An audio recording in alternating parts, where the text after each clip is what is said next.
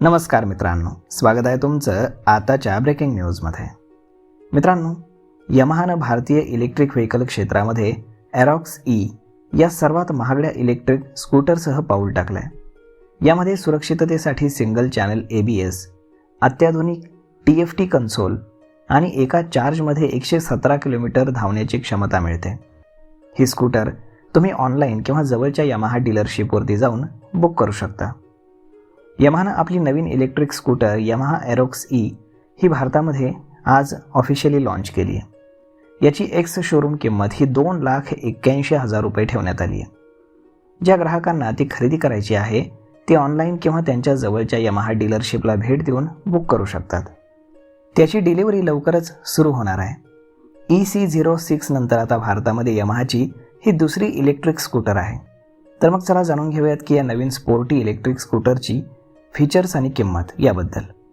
या electric स्कूटरमध्ये 5 किलोवॅटची motor आहे जी तुम्हाला 48 Nmचा टॉर्क जनरेट करून देते. वेगाच्या बाबतीत ते बऱ्यापैकी वेगवान आहे. 2 यामध्ये 5 किलोवॅटची बॅटरी प्रदान केली जाते. आपण त्याला सहजपणे काढू शकता आणि आपल्या घरी किंवा कार्यालयामध्ये तुम्ही त्याला चार्ज करू शकता.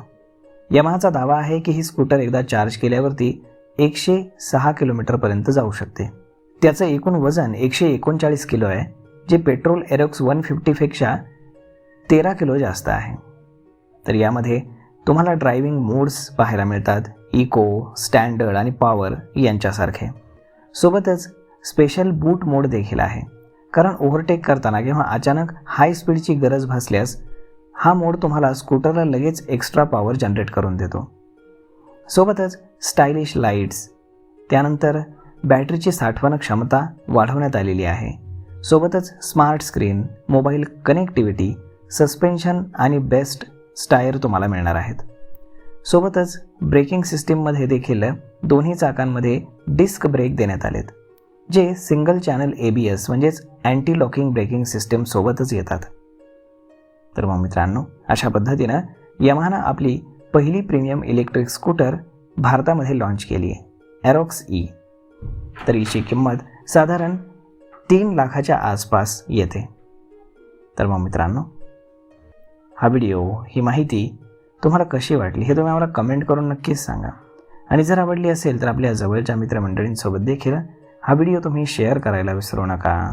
धन्यवाद.